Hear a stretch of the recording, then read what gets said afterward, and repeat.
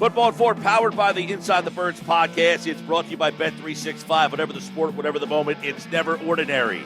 At Bet365, Geoff Mosher from the Inside the Birds podcast is with us today here on the Sports Bash as we get you ready for another edition of Football at 4 as the Eagles beat the Cincinnati Bengals, probably their most impressive complete win in a long time, Moshe. I don't remember. I guess you go back to the Miami game last year. They kind of dominated that game all the way, but this one was close, 24-17. They get that stop on fourth down. They get the field goal to open it up. They scored on 6 straight possessions. There was a lot of takeaways from this one, so let's bring Geoff Mosher in from the Inside the Birds podcast and get his thoughts here on the Sports Bash. What's up, Moshe?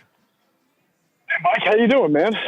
Well, it feels all right, man. You see a win where it's kind of a complete win, right? Like you would describe that game as maybe balanced offense. They ran it very well. They had some big plays in the pass game. They were efficient in the pass game. And then you take a look at the defense. I mean, they made some key plays in the defense. It was just an overall very well-rounded win. Yeah, I would agree with you. Certainly a complete type of game. I would say that I think in some ways their offense was their best defense, and I'm not trying to take anything away from the defense, but, you know, we talked about the difference between scoring a lot of points with explosive plays and scoring a lot of points with methodical marches and deliberate marches. And you saw that because they were able, even down when they fell down early, but they had 3 really long drives, the one at the end of the first quarter and then the one to start the second. It was the end of the second quarter and then start of the third. Either way, the 2 long drives that were back-to-back that ended on the Hurts keeper touchdowns were important because it helped the offense kind of find its identity, come alive, move the ball, manufacture yards, but it also allowed the defense to get a little rest. And I would say the defense played well against a formidable offensive team, but the defense really didn't get a great pass rush. It did produce 2 turnovers, which is good. But against that Bengals offensive line, if you were looking for, 3, 4, 5 sacks and, constant pressure on Joe Burrow, that didn't happen. In fact, Joe Burrow the Bengals completed 75% on third down, and they were 2 of 3 or 3 of 4 in the red zone, 2 of 3. So situationally, the Bengals offense was pretty good, but they were not able to keep pace with the Eagles because the Eagles controlled the clock and had these long methodical marches. Well, let's go back to the first quarter where they had the ball for 10 minutes and you felt like, here we go again, another good quarterback against this defense that just kind of bang, bang, bang, works its way. They had a 17-play, 10-minute drive, and it was kind of like the easy button. Oh, that seemed pretty easy for them, and it felt like that was what was going to be the way this game was going to go. And the Eagles, they don't score in the first quarter again, but they don't get the ball really until 2 minutes left. They end up kicking a field goal at 10-3. What did the Eagles defense do? What kind of adjustments did they make to not make it so easy for Cincinnati? Because you just said it. They weren't pressuring. They didn't get a whole heck of a lot of, I think they had 1 sack. So what were they able to do? Well, I think really the turning points, the two turnovers were big. You got the interception on the tip drill there, Isaiah Rodgers to CJ, right? And then you had, I shouldn't say 2 interceptions. There was the interception and then that fumble that they caused and recovered. And then the 4th down stop also on Jamar Chase. Was it Cooper DeJean that Yes. made the lead hit there? Yeah. I think those were 3 really significant and vital plays for the Eagles because, again, it helped them flip the field and take the possessions away at a time when the Bengals weren't struggling to move the ball, but those were times where they were moving the ball and then lost possession. So, and obviously they miss a field goal too. So on a day when Burrow is making just enough plays because he's Joe Burrow and he gets outside the pocket and he's causing you some fits over the middle with Gesicki, with all a few to chase, right? On a day like that, and a day you're not really hitting the quarterback like you've been doing over the past few weeks, you need tighter coverage. You need to get your hands on some balls and deflections and get in the way of passing lanes, and then you need to be able to create an opportunity for your offense by flipping the field, which they did with those 2 turnovers and that 4th down stop, which is like a 3rd turnover. So it's a turnover on down. So those to me were really, really critical plays that made it look like the Bengals were struggling offensively when they really weren't. They just turned the ball over. Geoff, one of the things today, Jalen Hurts said after the game, the team is trending forward. We're not quite there yet. And Sirianni was asked about that as well. And he says, yeah, we're trending forward. But when you look at this offense 8 weeks in, it's obviously not what we had thought, but was yesterday more of what they want? They threw the ball 20 times. They ran the ball very well, but it wasn't, I don't think you look at that game and say, man, Saquon Barkley had this, because he didn't have that. That's what stands out. When Barkley has that big run, I think that almost stands out more. But yesterday he was almost more efficient. So the way he said we're trending forward, we're not quite there yet, is yesterday more of what they want to be? Oh, I believe so. I think yesterday turned back the clock to 2 years ago offensively, when they controlled the ball, when they could win time of possession, when they can convert on third down, when they could use Jalen Hurts as a runner and then also have him distribute the ball in the passing game to all levels. You saw Jalen be able to work the ball to his tight ends, even without Dallas Goedert. You saw him work the ball to A.J. Brown. You saw him go deep and hit that third level with Devontae Smith. You saw him run. This was a balanced offense. And then, of course, you run the ball with Saquon Barkley. You get up early because you pass the ball. You finish him off with some close rushing touchdowns, and then you give the ball to Saquon Barkley late in the game to take the time off the clock when you're up big. That is a formula. And we talked about this last week on Inside the Birds. We did not believe for a second that the Eagles were going to come out against this Bengals team, which has given up a lot of explosive plays, a lot of yards through the air, and just run the ball with Saquon Barkley, because they're going to suddenly become a run-first offense as they struggle. We felt that they should run the ball a little bit more, but we knew better. We know what this organization, what this coaching staff wants to do. And when they sensed the opportunity to pass the ball around against this Bengals defense, which really hasn't been that good this year, they were able to do it. The big thing is, Mike, they protected Jalen Hurts well, and he was able to spread the ball. That was huge, especially with Fred Johnson filling in at left tackle and Tyler Steen at right guard. Well, I want to get into that a little bit more, because, we talk about how important that offensive line is. I said before, I think that they need to commit to the offensive line being the star of this team.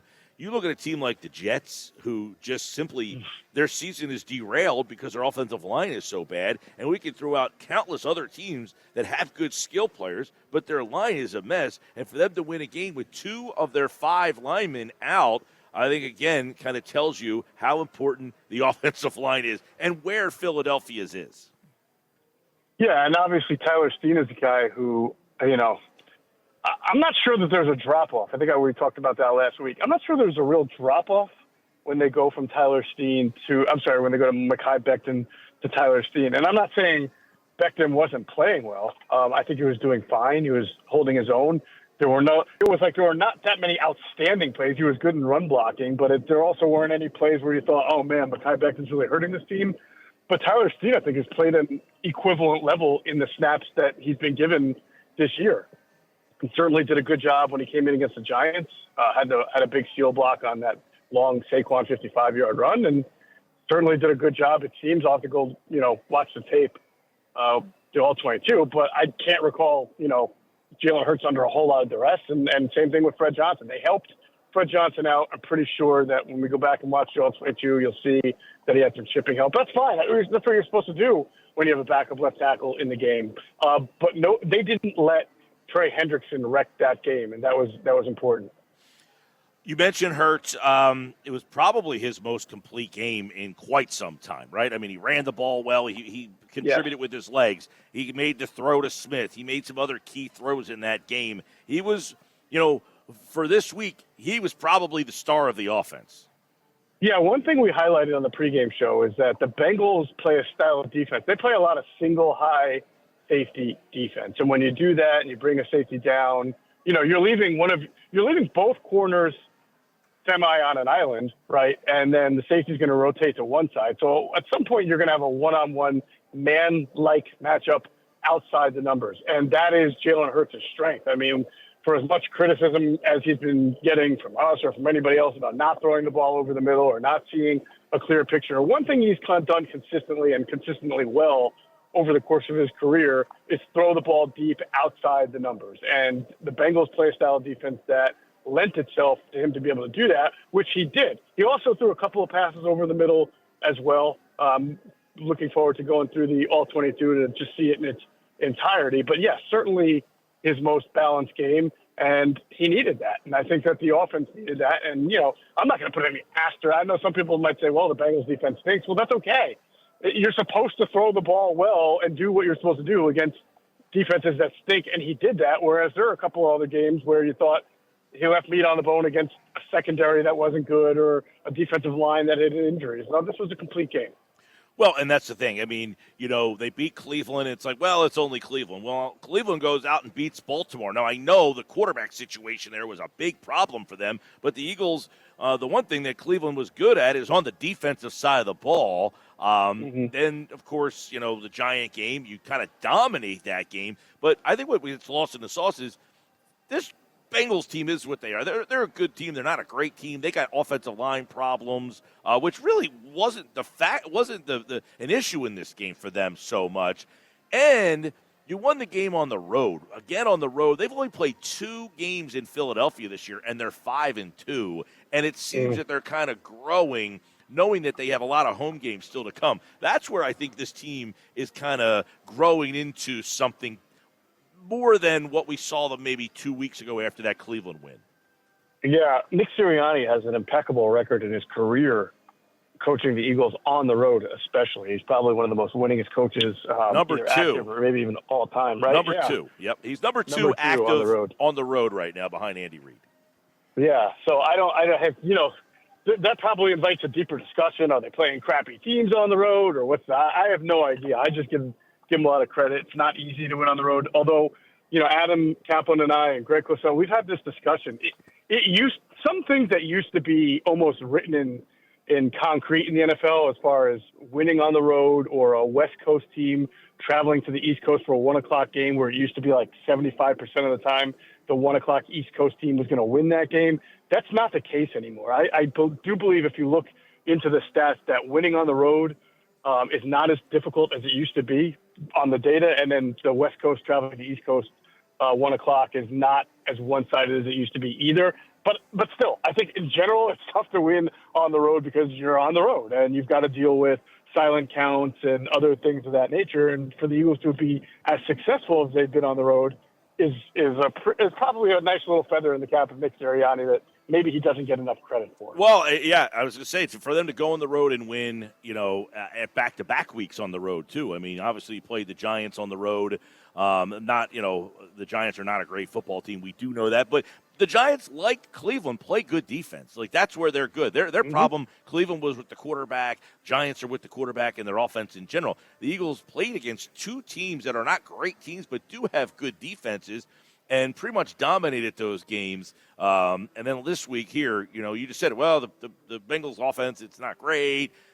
You put up 37 points in an NFL road game. That's an impressive game for the offense. The one thing, too, I want to get your take on, and I wonder if you guys are going to focus on this more because it was the first question that Nick Sirianni got asked today, and that's about the under-center success that this team had, and it seems that they're going and becoming more committed to that. Why does that change or help the offense in your mind, if at all?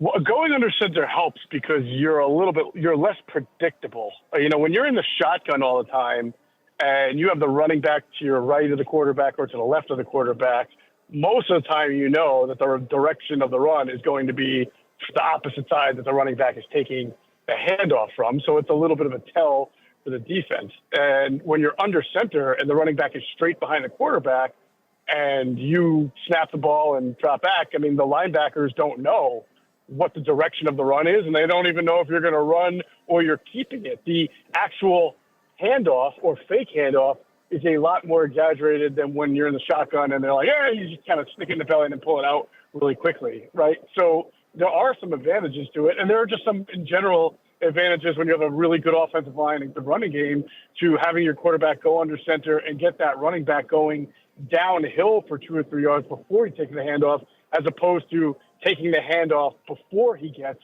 downhill. So, I mean, these are things that somebody says, does it really make that much of a difference? Well, coaches you speak to, players you speak to, administrators you speak to say, yes, it does make a difference if you are that kind of team. And there's a reason why Kyle Shanahan goes under center as much as he possibly can and works his running game complementary with his passing game, and sometimes even more so than his passing game. And all of his acolytes and disciples kind of do that same thing because there are some clear advantages to going under center. And, that's something Kellen Moore had done quite a bit as offensive coordinator. And for whatever reason, it took some time, and now you're seeing it more. I think that's advantageous, and we'll see if they continue to do it going forward. Yeah, that's especially when you have a level of running back that you have in Saquon Barkley, the notion that you're under center and you're going to turn around, that tells the other team that, yes, you may, in fact, hand the ball to that guy because he's so good. And that level, we were talking about this probably, with you last week, Moshe, but that whole thing with the RPO and the illegal man downfield and how that might have impacted, what the Eagles like to do in their pass game. If you're under center and you turn around and look like you're going to hand the ball to Barkley, what does that do to the linebackers? Is it makes them freeze. They think that you're going to do it, and there's where you get your opening over the middle behind those linebackers. Right. And on top of that, Mike, you have a mobile quarterback. So when you start talking about running nakeds and, bootleg type plays, option plays, that adds another element to your offense that is more deceptive and more impactful when you're under center and you're able to draw that defense in as opposed to trying to do that from the shotgun. I tell you what, tomorrow night I'm going to bring this up. Tomorrow night is a big night for Inside the Birds because we have our monthly Ask an Eagle show where we have our Patreon members literally in the chat room with us and our guests. And tomorrow night, it's always a former Eagles coach, player, or executive, and it's going to be Jason Avant. And Jason's always very technical, so we'll ask him that. I'm sure our Patreon members will ask him that. And then right after that is our weekly Ask Greg Cosell, and Greg is obviously also very technical too. So when I talk to you on Wednesday, I'll have Jason's viewpoint on it. I'll have Greg's viewpoint on it. Our Patreon members will already know about it. But I promise to kind of talk to you about that more in case I'm missing anything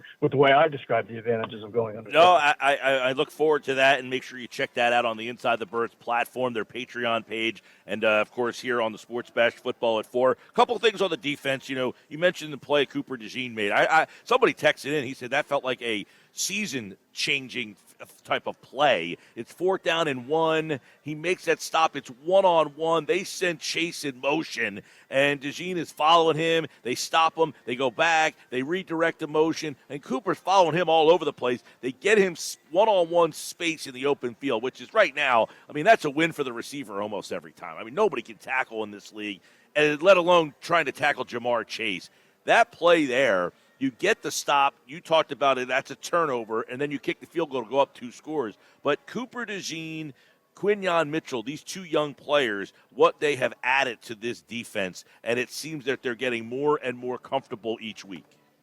Well, so to your point, that play is almost a horizontal play, a quick throw on 4th down to Jamar Chase, their best player.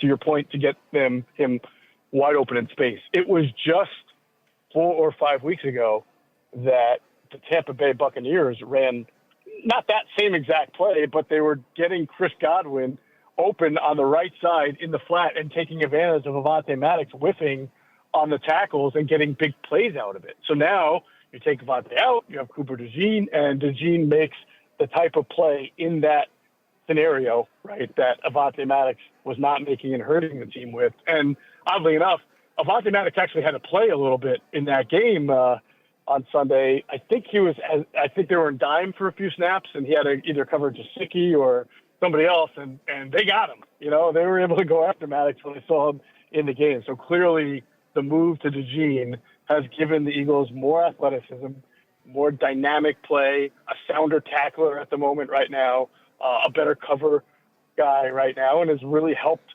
change how they operate defensively. The tackle thing, Moshe, that's the key. A sounder tackler, that's the key there. I know it's Monday.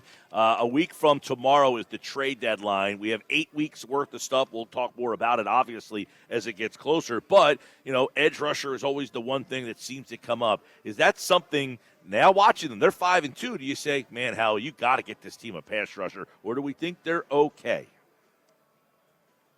I mean, I think pass rusher is something you could always use. I wouldn't say they're okay. I mean, I think that, I don't want to sit here and sound negative the day after a big win, but I mean, like I said, that was not a very good Bengals offensive line. And I think they lost their left tackle, Orlando Brown, at halftime. Right? Didn't he have to be replaced, if I'm not mistaken? So, I get it. Joe Burrow's good. He gets rid of the ball quickly, but it just didn't look to me like there was a tremendous amount of pressure on him, even in some obvious passing situations. I do know he got outside the pocket a little bit and made some plays there. But we know that when the Eagles, when they look right defensively and they're putting the clamps down, it's because they're really collapsing that pocket and making it difficult. And I did not see a whole lot of that from their pass rush. They got the one sack from Nolan Smith. That was a little Smith yesterday. Yeah. Got the sack there. Let me real quick before we let you run here. If Slay was out for an extended period of time, we don't know that that's the case. Are you okay with Isaiah Rodgers? I mean, he's better depth than the Eagles have had in the past. I mean, when's the last time the Eagles had a decent veteran corner who could run a 4-2 or a 4-3 and come in there and you saw him make an immediate play when he came in. So yeah, I guess I'm okay with it when you compare what do the Eagles have in depth in the past, but not too many teams have a very good, in fact, Cam Taylor-Britt had to come out for the Bengals for a little bit before coming back in, and they had to play a rookie, Josh Newton, which is, nobody wants to go and stick a rookie in there who wasn't like a first or a second round pick and hope to slow down an Eagles offense, right?